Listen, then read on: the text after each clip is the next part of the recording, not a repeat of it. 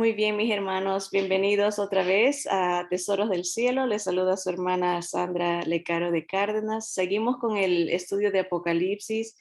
Hoy vamos a retomar el capítulo 17 y vamos a recapitular, hacer un pequeño breve resumen, ¿verdad? Hemos visto vendría a ser la profecía, la visión de la destrucción de Babilonia, ¿verdad? Les explicaba que por siglos se ha enseñado que Babilonia es Roma, ¿verdad? Y en verdad es el sistema religioso que tiene Roma, ¿verdad? Pero en sí, el Señor a través de todo el libro nos enseña que los lugares que menciona Apocalipsis son literales, ¿verdad? Y que por ende no podemos interpretar que Babilonia tiene que resurgir. Precisamente hace 2 días se celebró el resurgimiento de Israel desde 1948, 74 años de vida. El pueblo de Israel, después de 2000 años de dispersión, un milagro, el Señor en un día formó el pueblo de Israel, ¿verdad? La nación judía. Ahora, Satanás imita todo y seguramente quiere tener su propio Babilonia, representa el sistema contrario a Dios. Es todo lo que tiene que ver con adoración pagana, adoración idolátrica, todo menos Dios, ¿verdad? Entonces, Babilonia sería en nuestros tiempos modernos Irak. Um, Podemos anticipar lo interesante de que no hay, no hay un paralelo en el sentido de que Israel no había nada, no existía ningún pueblo israelita en el Israel que conocemos hoy. Dios los trajo de diferentes partes del mundo y formó el pueblo de Israel. En cambio, Irak sí existe, sí hay un país llamado Irak. O sea, es más fácil, aunque el enemigo quiera imitar y hacer ver como que tiene el mismo poder del Señor, no se compara porque Irak sí está en su tierra.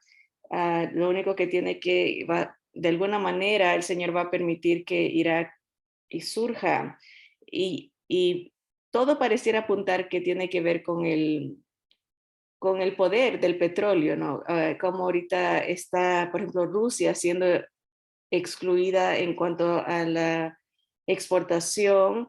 De alguna manera el Medio Oriente está surgiendo en el más control de lo que es el petróleo y todo ese aspecto de comercio, ¿verdad? Así que podemos anticipar que de alguna manera va a resurgir y Babilonia en lo que nosotros conocemos como Irak. Y les quería enseñar, pero se me olvidó buscar, ya la habíamos visto, déjenme ver ahorita que estoy compartiendo con ustedes la pantalla, Museo de Pérgamo en Alemania. Ellos tienen lo que se conoce como las puertas aquí están, las puertas de Isis, que es la diosa que tiene diferentes nombres, ¿verdad? Pero que esta no es una réplica, sino que es una restauración de la puerta, una de las puertas que tenía el imperio babilónico. Y esta es la puerta de Ishtar, así le llama. Ishtar era la mujer esposa de Nimrod, los que empiezan esta religión de las estrellas, de la adoración a la madre y el hijo. Y vamos a ver un poquito eso, pero ya habíamos visto esta puerta tan impresionante. Eh, es- Se llevaron los pedacitos las piedras y la reconstruyeron, pero así se veía en los tiempos del rey Nabucodonosor, la puerta de Ishtar. Entonces toma más sentido cuando pensamos en la religión babilónica. quería recomendarles, si quieren estudiar un poquito más acerca de Babilonia y lo que fomentó. Déjenme ver aquí, por aquí creo que es esta de aquí. No, aquí está. Este libro escrito por el hermano, ahorita les digo, déjenme regresar a la página principal, perdonen, aquí está. Se llama Babilonia, Misterio Religioso, y fue escrito por el hermano Ralph Woodrow. Wood como madera, Woodrow. Él hizo un estudio muy profundo del sistema babilónico como religión.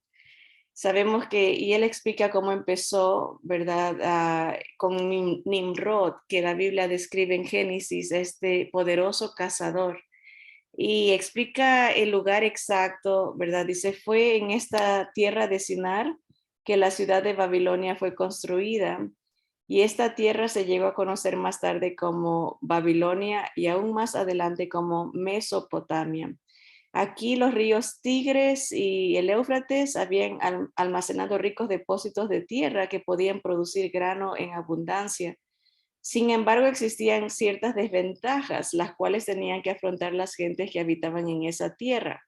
Estaba sobrepoblada de animales salvajes, los cuales eran un peligro constante para su seguridad y paz. Eso también nos habla un poco Éxodo 23, 29 y 30.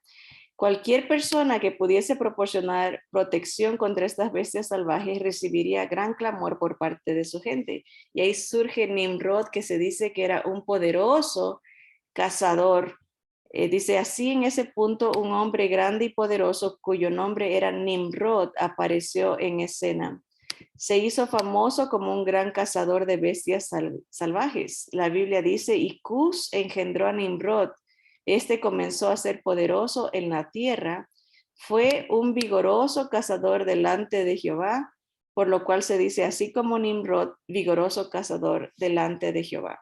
La palabra original cuando dice delante de Jehová es una traducción no tan eh, exacta. La palabra que se usa en el original es un cazador contra Jehová. Él era uno de los principales que surgen en la historia de la humanidad como contrario a Dios, ¿verdad? Aparte, como dice aquí, era un poderoso cazador y se hizo un líder famoso. ¿Qué lo hizo famoso a él? Que él empieza el primer reino humano. Miren, dice, habiendo obtenido gran prestigio entre las gentes, Nimrod estableció un sistema para obtener mejor protección. En vez de pelearse constantemente con las bestias salvajes, ¿por qué no organizar a la gente en ciudades y rodear estas de murallas para resguardarse? Entonces, ¿por qué no organizar estas ciudades en un reino y escoger un rey para que reine sobre ellos? Este fue el pensamiento de Nimrod, porque la Biblia nos dice que organizó dicho reino, Babel, el reino de Babel, de donde sale la religión babilónica, dice, y fue la cabecera de su reino Babel, y Erec y Akkad y Caleb en la tierra de Sinar. También aparte de Irak, parte de Nínive es considerado parte del reino babilónico, o sea, los asirios.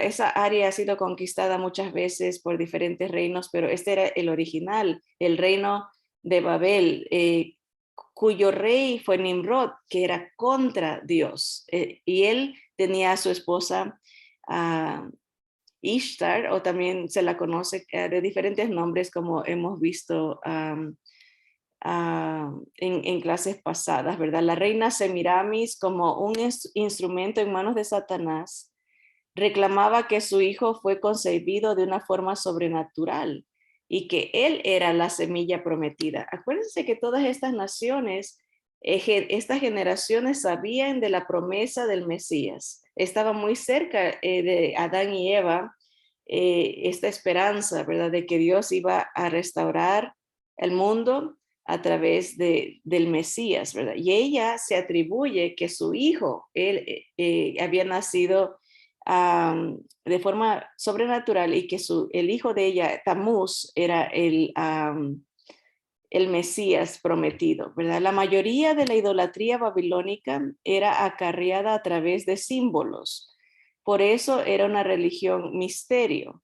El becerro de oro, por ejemplo, era un símbolo de Tamuz, hijo del dios solar. Entonces empieza a haber un adulterio espiritual. Se usan imágenes que Dios había dado, como la de un hijo, un salvador, el Hijo Salvador, pero se mezcla, ¿verdad? Con la, la astrología, ¿verdad? Con los planetas, Baal, el famoso becerro que el pueblo de Israel fornicó religiosamente adorando a este becerro, era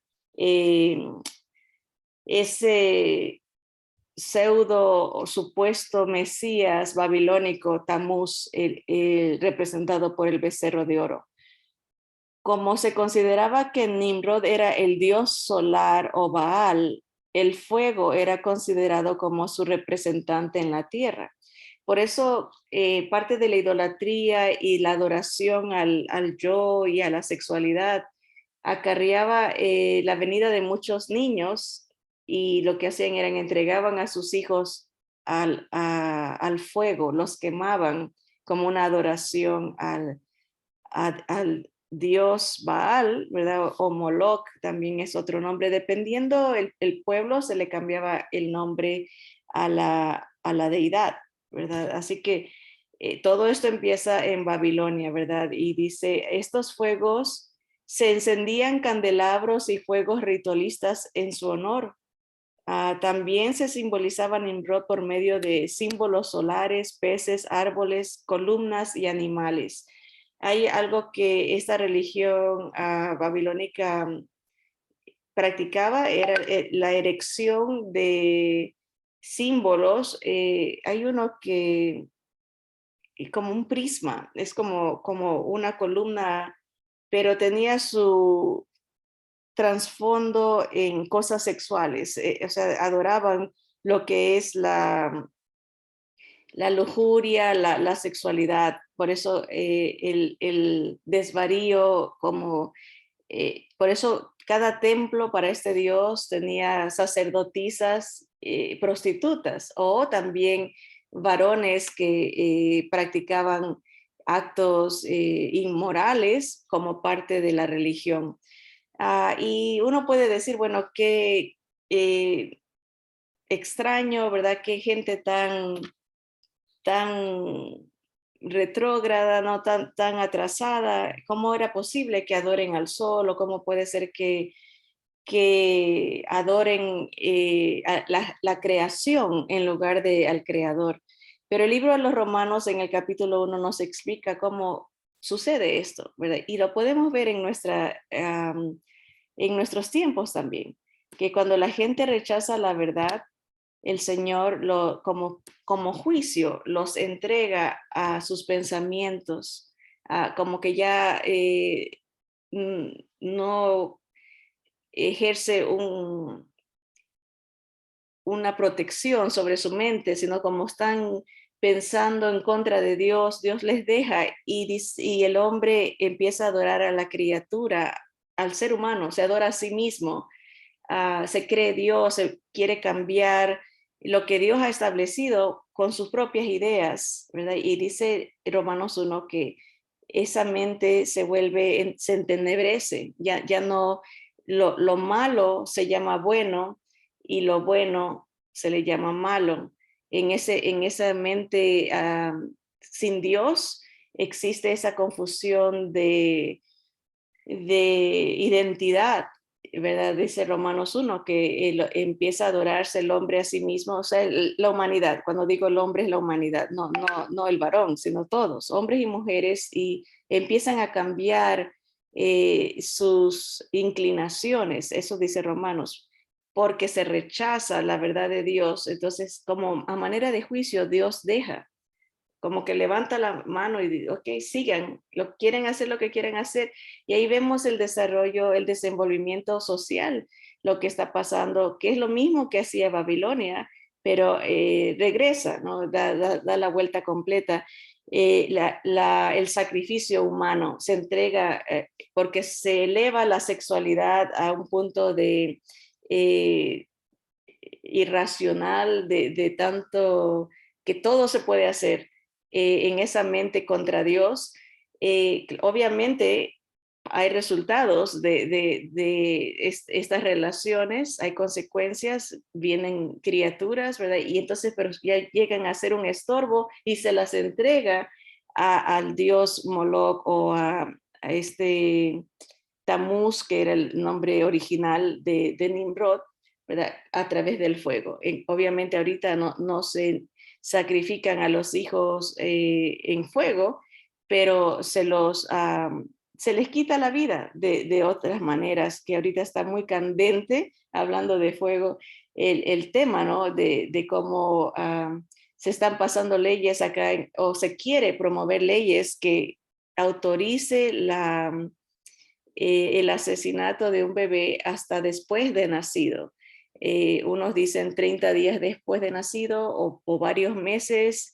Hay interpretaciones que se dice que la ley puede permitir hasta un año después si la mamá o el papá dicen queremos deshacernos, que no haya investigación criminal, que se va a hacer legal poder tomar esa decisión aún después de nacido. O sea, el argumento ya no es un ser vivo, es un ser humano o es una mezcla de células nomás, hasta qué punto ya eso ya se tiró por la ventana. Ahora se dice, no importa que nazca, si te estorba, puedes decidir deshacerte de él. Es la mentalidad entenebrecida del sacrificio a Moloch. Seguimos haciendo lo que nos da la gana sexualmente, no importa, todo se vale, y lo que nos estorbe lo sacamos del camino.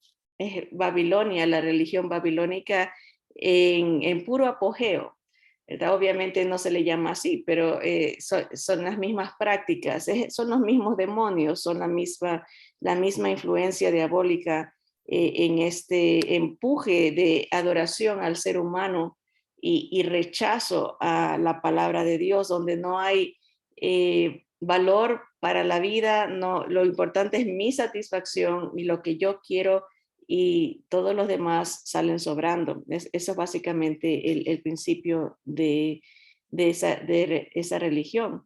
Aquí dice, miren, porque habiendo conocido a Dios, eso es lo interesante, saben la verdad, han oído la verdad, habiendo conocido, dice, a Dios, no le glorificaron como a Dios, ni le dieron gracias, sino que se hicieron, aquí es otra versión, dice, tontos en sus razonamientos, y su necio corazón fue entenebrecido. Diciéndose ser sabios, se hicieron necios y tornaron la gloria de Dios incorruptible en algo semejante a la imagen del hombre corruptible, y de aves y de animales cuadrúpedos y de serpientes, los cuales cambiaron la verdad de Dios por la mentira, honrando y sirviendo a la creación en vez de al Creador, el cual es bendito por los siglos. Amén. Dice, por eso Dios los entregó a efectos o actos vergonzosos. Este sistema de idolatría se esparció de Babilonia a las naciones, pues fue el sitio donde las lenguas fueron confundidas, la Torre de Babel. Y ya con ese sistema religioso, en el momento que se cambian las lenguas, cada cual se va a diferentes partes del mundo con la instrucción o ya la fe en este sistema religioso, ¿verdad? Así que como salían de Babilonia, llevaban consigo su idolatría babilónica y sus símbolos misteriosos. Dice, por lo cual hasta hoy en día encontraremos evidencias de esta religión de Babilonia, ya sea de una u otra forma. En todas, absolutamente todas las religiones falsas de la tierra se van a encontrar los elementos que se usaban en Babilonia. Por ejemplo, vimos la semana pasada que el culto a la madre y al hijo era lo principal en Babilonia. Y aquí vemos imágenes de, perdón, las alergias, las imágenes de estatuas encontradas a Semiramis o Ishtar y su hijo, ¿verdad? Y eso es en Babilonia, Mesopotamia, y después encontramos otra muy parecidas, ¿no? La mamá y el hijo en Asiria, después en Europa, va modernizándose la figura, pero la misma idea de la madre tal vez pisando una serpiente y con su hijo, y eso entró en lo que se conoce comúnmente como el cristianismo, ¿verdad? Que en sí, por eso nada de estas cosas fueron enseñadas por los discípulos, no eran prácticas de la iglesia primitiva, porque eran prácticas paganas, ¿verdad? Con diferentes nombres. Esa era la principal. También había esta imagen de la diosa madre con el niño en sus brazos que en la antigua, por ejemplo, en África se la llamaba Isis, ¿verdad? O Horus era el hijo, ¿verdad? Así que poco a poco se fue adaptando esa doctrina a lo que nosotros ahora conocemos como el culto a María. Y eso no es para, son datos históricos, datos bíblicos, por eso no concuerda. Es más, el libro de Jeremías habla de que el profeta exhortaba al pueblo a que no adoren a lo que ellos llamaban la reina del cielo. Y las mujeres se enojan y dicen, nosotras vamos a seguir haciendo los pancitos, vamos a seguir haciendo esta celebración porque nuestros esposos están de acuerdo también, pero el profeta iba en contra de esa corriente que había venido por el lado de Babilonia. Y estamos en el capítulo 17 de Apocalipsis, donde el Señor va a poner fin a ese sistema, no solamente a la cuna de la civilización humana que vendría a ser Irak y que va a resurgir, pero también al sistema que representa Irak, va a acabarse. Y vimos que el Señor va a permitir que unos reyes que apoyan al anticristo combatan en contra de ese sistema, o sea, apoyan al anticristo por un tiempo, pero no están de acuerdo con el sistema religioso que esta Babilonia representa. Quería enseñarles también algo de qué más lleva, aparte de la adoración a la madre y al hijo, aparte de la adoración a imágenes, ¿verdad? La antigua Babilonia usaba lo que se conoce ahora como un rosario, las bolitas, ¿verdad? Que para oraciones repetitivas, eso nació en Babilonia. Y es interesante notar, por ejemplo, Islam, los musulmanes usan este tipo de sistema de bolitas, de estar repitiendo ciertas oraciones, lo mismo y lo mismo, porque viene del mismo origen, ¿verdad? De Babilonia. Dice, los bordes de la cadena se juntan con una medalla con en nuestros tiempos modernos, efigie de María. De esta medalla cuelga una cadena corta al final con una cruz. Otra cosa, la cruz, ellos también usaban una cruz, pero era para representar el nombre de Tamuz. No era la cruz a la mitad, sino con el palo arriba, como la T. Ese era su emblema, la T de Tamuz, ¿verdad? Y la cruz, obviamente, el creyente no adora la cruz. La cruz es el símbolo de vergüenza, de humillación, de sacrificio, obviamente, ¿verdad? Pero nosotros para diferenciar no tenemos al Señor en la cruz porque Él resucitó, ¿verdad? Él vive y no veneramos la cruz porque la cruz es como decir que a un ser querido lo maten con una pistola, ¿no? Y uno cargue una pistola como un recuerdo de la muerte de su ser querido. Es el medio que lo llevó a sufrir, ¿no? No hay lógica de venerar a la cruz, ¿verdad? Por eso el Señor dijo que no quería que nos hagamos imagen, ¿verdad? Obviamente entiendo que con el tiempo se le quiere dar otro significado, tal vez queriendo justificar, ¿verdad? Pero hay que tener cuidado, ¿verdad? De que no se haga como un símbolo de adoración, ¿verdad? Que peleemos por ese símbolo, que era lo que pasaba, por ejemplo, con los países en España, cuando empezaban las guerras entre, pongámosle, entre comillas, el cristianismo contra el islam, llevaban la insignia de la cruz, ¿verdad? Es porque hay una veneración, una adoración a ese símbolo. Así que tenemos otra cosa que tenía el sistema babilónico. Ahorita estamos viendo qué influencia dejó el sistema religioso babilónico en el cristianismo. Entró la adoración a la madre diosa con su hijo, entró el uso del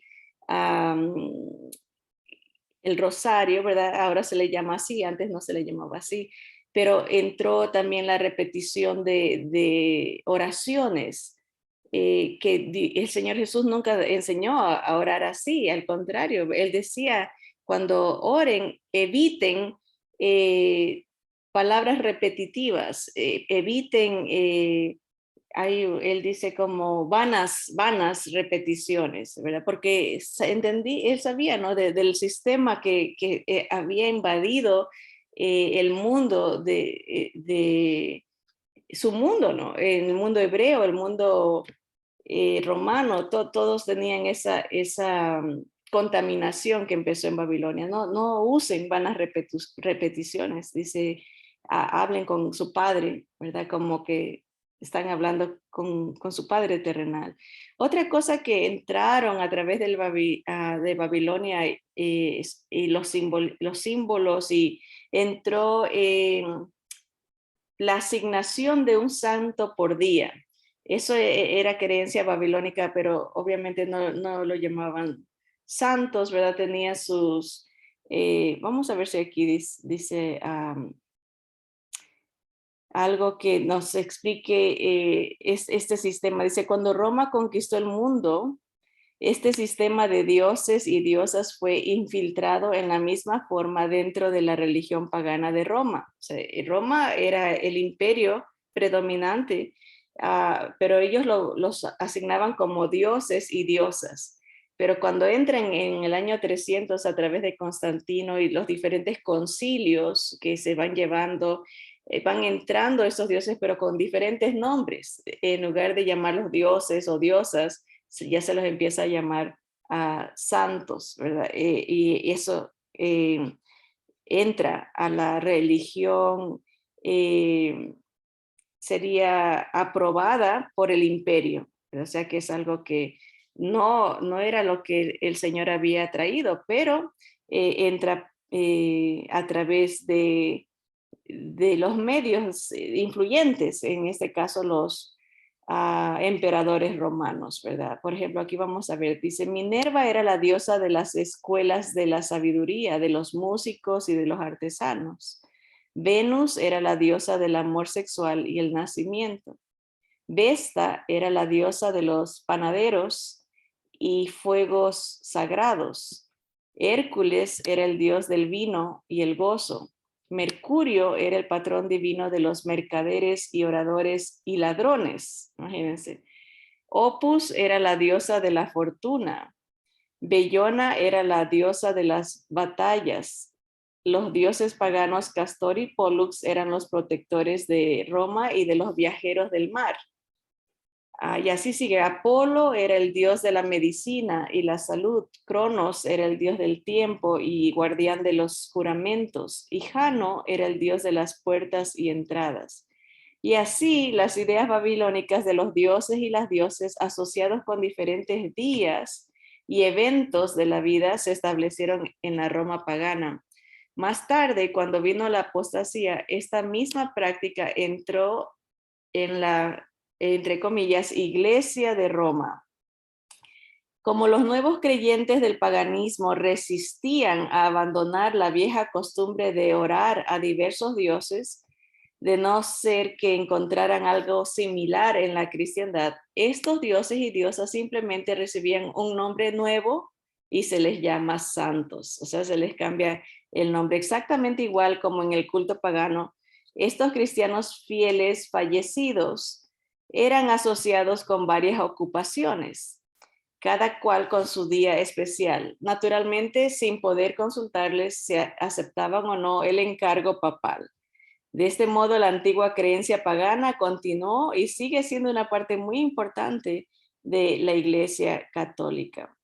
Así que aquí nos da la lista de todos los santos que existen por día, ¿verdad? El santo de los actores, San Genis, el 25 de agosto. Los arquitectos, Santo Tomás, 21 de diciembre.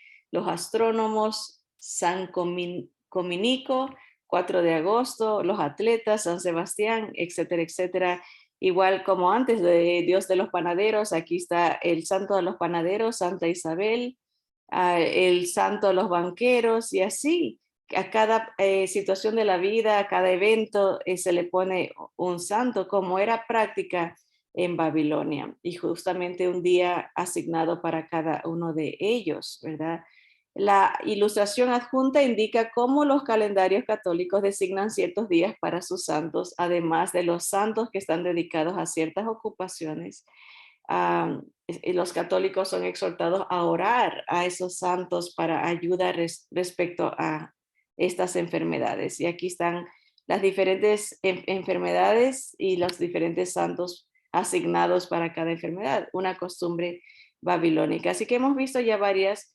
La primera, la adoración a la Madre Diosa y a su Hijo. La segunda, el uso del rosario. La tercera vendría a ser el injerto de cambiar los nombres de los dioses a santos y una asignación a cada evento o cada situación. La misma, es innegable la influencia babilónica que entró a la iglesia, que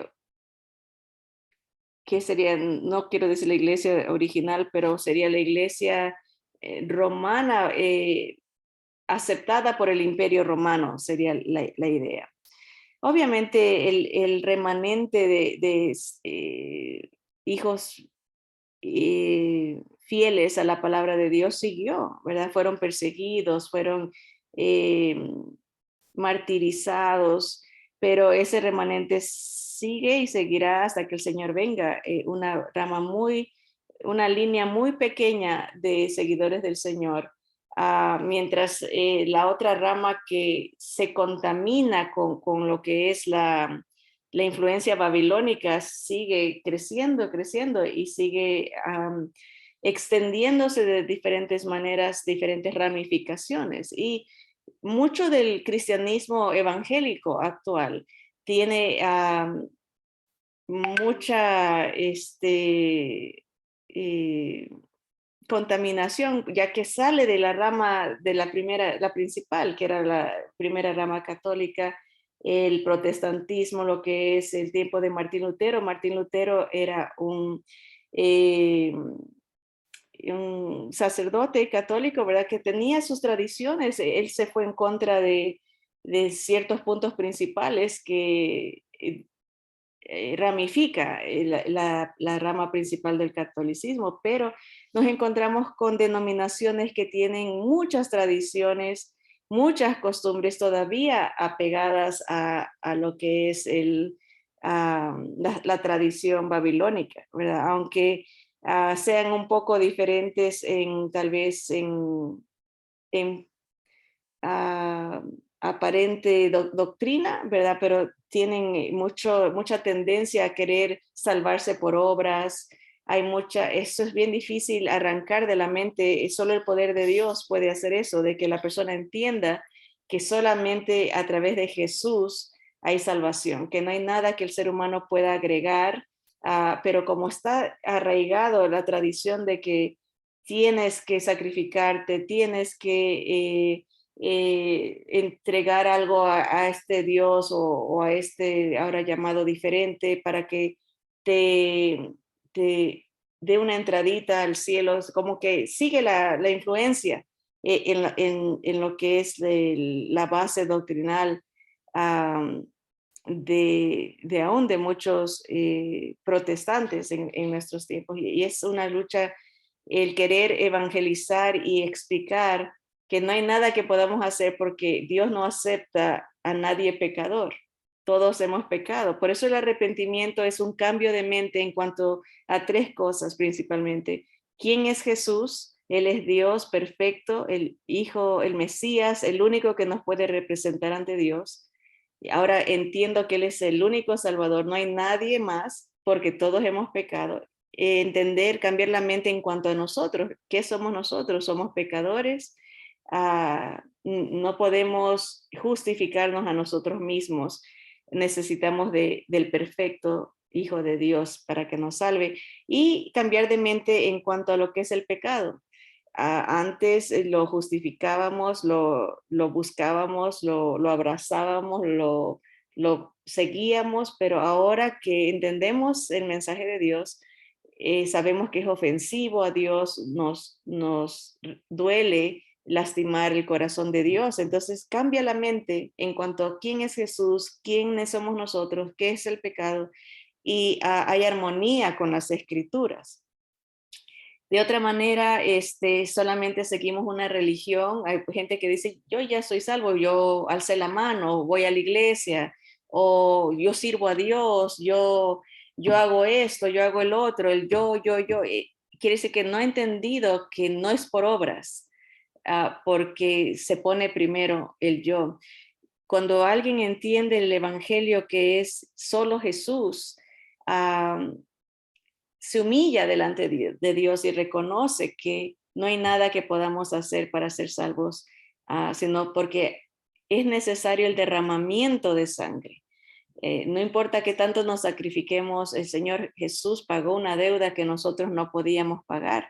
Y eso va en contra del el sistema babilónico que busca satisfacción íntima y busca establecerse uno como Dios. El imperio, la religión babilónica justifica al ser humano haciendo que haga lo que quiera porque él viene a ser el Dios de su vida y rechaza la idea de que haya un solo Dios, un solo creador, una sola verdad.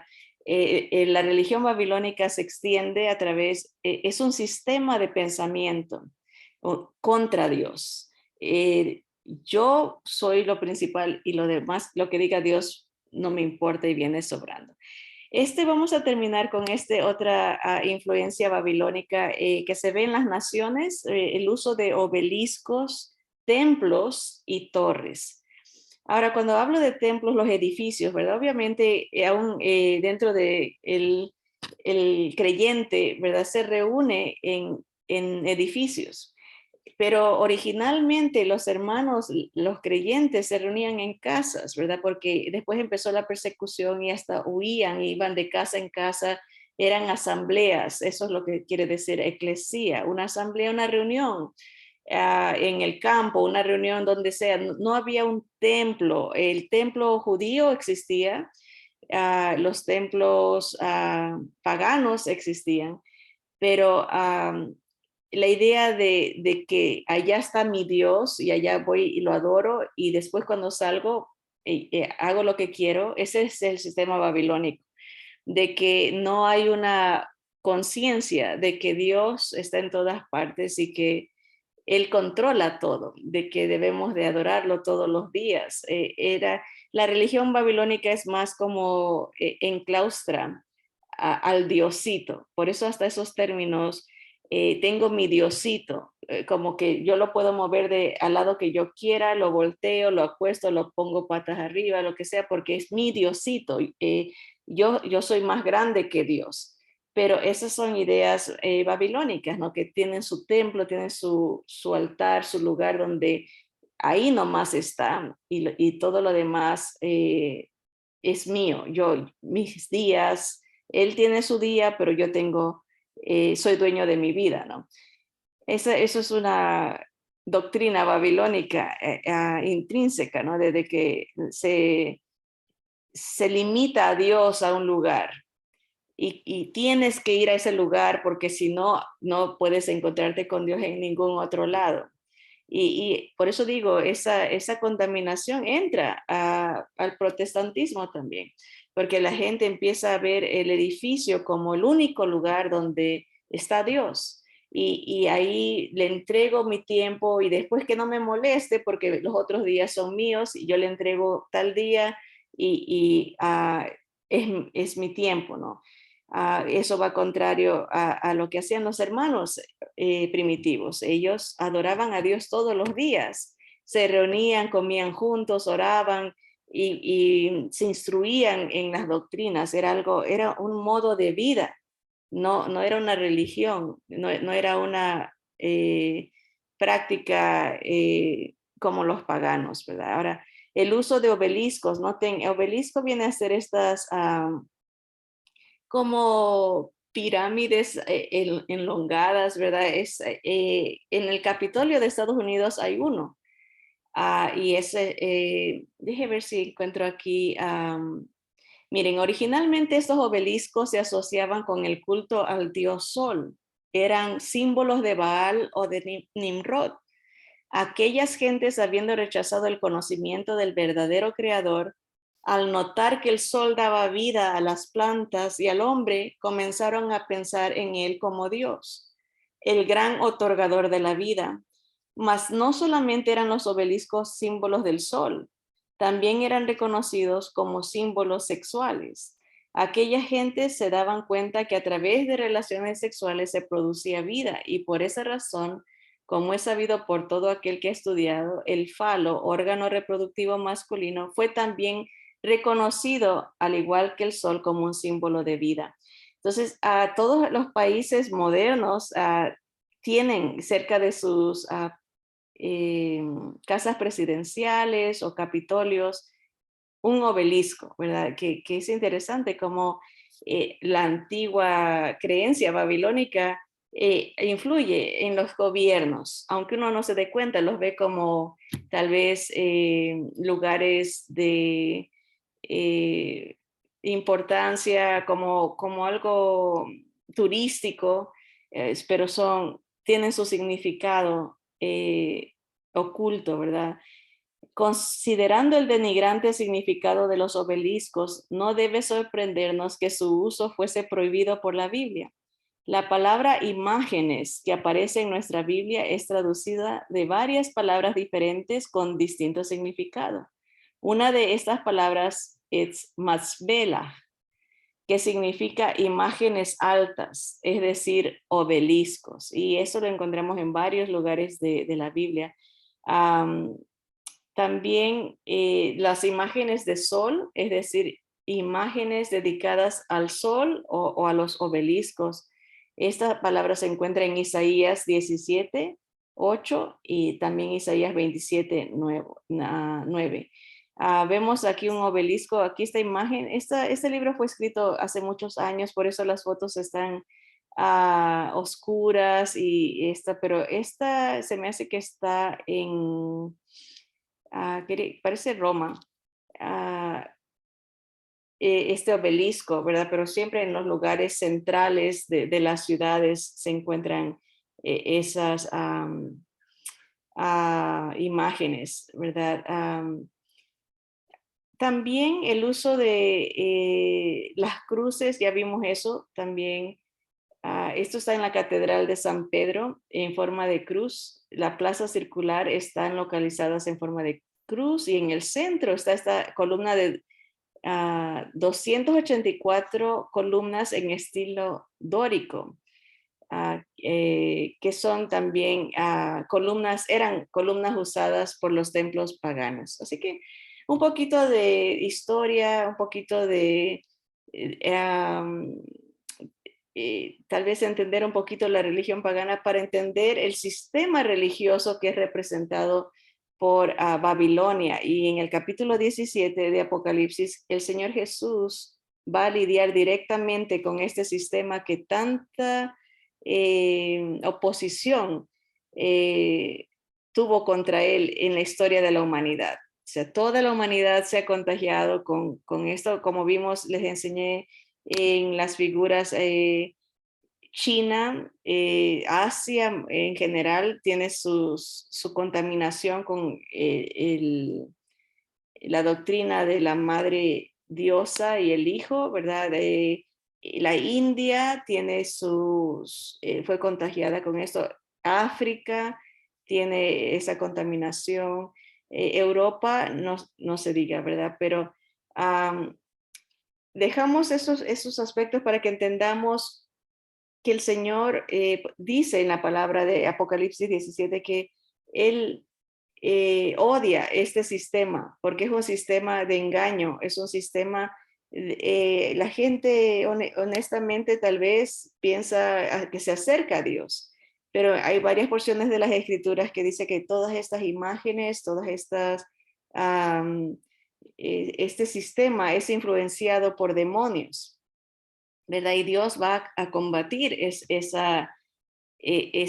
sistema y lo va a destruir en una hora, dice en Apocalipsis 17. ¿Cómo? Tenemos que estudiar el capítulo para ver qué es lo que va a usar Dios para derribar este sistema de comercio, porque dice comercian con las almas de la gente, es un negocio, sacar dinero a través de la religión, ofrecer milagros, ofrecer salvación, ofrecer estabilidad, dame esto y yo te ofrezco esto, es un sistema diabólico, porque Dios da todo por gracia, por amor, es un regalo en la sangre y el sacrificio de Cristo, otorga perdón, otorga restauración y liberación de esta influencia maligna, porque esta influencia diabólica influye en el sistema de pensamiento de la persona. Estoy bien, ya ya cumplí con mi santo, mi Dios, ya cumplí con mi religión, no me molesten, yo ya fui el domingo, estoy bien. Esa es la idea, es el engaño, estoy bien. No necesito que Dios esté controlando, ¿verdad? No necesito de un rey, tengo mi propio rey, soy yo.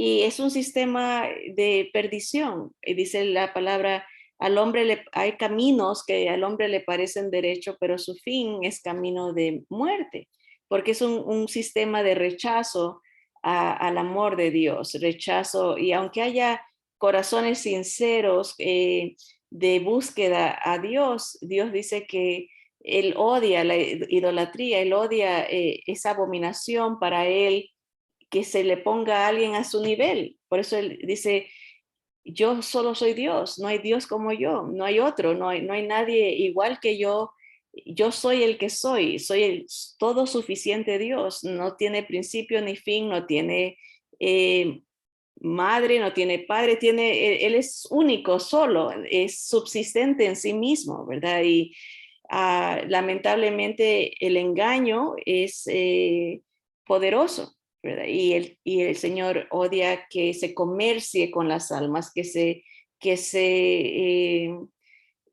engañe al punto de que la persona no llegue a salvarse, ¿verdad? Muere en su ignorancia espiritual, muere en su rechazo a la verdad del Señor. Y el Señor no quiere eso.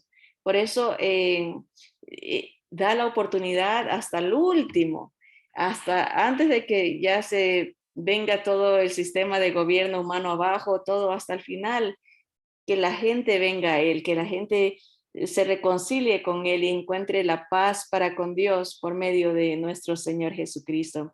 Así que esa sigue siendo la invitación. Dios no vino por religiosos ni a establecer una religión. Dios vino a revelarnos la verdad, cómo Él quiere rescatar al ser humano del poder y el engaño de Satanás y le va a quitar a él el reinado que él tiene. Es una lucha entre dos reinos, el reino de los cielos, el reino del Señor y el reino de la falsedad, de la mentira, el reino del engaño, el reino de otros dioses, ¿verdad? Y el Señor en el libro de Apocalipsis está despojando a Satanás del poder que tiene sobre las naciones, sobre el individuo, el engaño, la maldad, las doctrinas falsas. Ese es el asunto. Es un combate entre ellos dos y sabemos por las escrituras que el Señor triunfa, ¿verdad? Babilonia cae y este es terminado este sistema religioso y la gente va a ver al verdadero Dios, ¿verdad? Pero eso ya casi es ya al final, antes de que el Señor venga a establecer su reino. Así que hay mucho que tiene que pasar, pero estamos viendo el desarrollo de los eventos que van a llevar a este punto, ¿verdad? Apocalipsis 17 habla de reyes que apoyan a la bestia que vendría a ser el anticristo, un solo gobierno mundial, una sola religión, un solo sistema de comercio, ¿verdad? Pero el Señor viene a tumbar todo eso. Así que poco a poco vamos viendo cómo la humanidad se prepara para que se cumpla todo lo que el Señor nos ha anunciado, ¿verdad? Así que no se demore, venga pronto al Señor y rinda su corazón, entregue su vida al único Dios verdadero y rechace toda la influencia babilónica que está regada en cada religión, en cada sistema religioso que se opone a la verdad de Dios. Vamos a orar, hermanos. Señor, te doy gracias, Padre, porque tú eres bueno y nos explicas desde el principio de la creación cómo va a acabar la humanidad y cómo el enemigo se ha metido para engañar, para alejar a la humanidad de ti. Pero también tu palabra nos explica todo lo que has hecho, Señor, para alcanzar al perdido, buscar al pecador, llamar al hijo pródigo que regrese, que solo hay un Dios verdadero. Aún a Israel le enseñaste a confesar que solo hay un Dios, solo hay un Señor, un dueño de todo, y ese eres tú. Señor, gracias porque tu palabra es verdad, es inerrante, no falla, Señor, es inmutable, no cambia, sigue siendo la misma y nos describe tu victoria al final. Sabemos que la humanidad tendrá que pasar por grandes angustias como consecuencias de su rechazo a, a tu verdad. Hay consecuencias, Señor, y estamos viendo la oscuridad que hay en el mundo, el rechazo que hay a tu palabra, Señor. Se acerca a tu venida. Oramos por aquellos que están cerca, pero todavía no han decidido, Señor, entregar sus vidas y confesarte como su único Salvador, su único Señor. Oramos por ellos, Señor, que los rescates del engaño, Señor, los libertes, Señor, de la oscuridad y todos estos misterios y todas estas cosas que son ofensivas a ti, Señor. Te damos gracias porque tu palabra brilla y donde abunda la maldad, sobreabunda tu gracia, Señor. Pedimos que tu Santo Espíritu abra los ojos de los ciegos, Señor, levante el velo de las mentes, Señor, y Padre Santo, tú protejas a tu remanente, Señor. Padre Santo, gracias porque tú eres más poderoso que el que está en el mundo, Señor, y nos has hecho tu templo, Señor. Tú moras en el creyente, Señor, y no importa dónde estemos, ni en qué circunstancias, Señor, ahí estás tú, porque estás con nosotros, Señor. Te bendecimos y te damos gracias por todas esas verdades, por todas esas promesas, Señor, por tu victoria.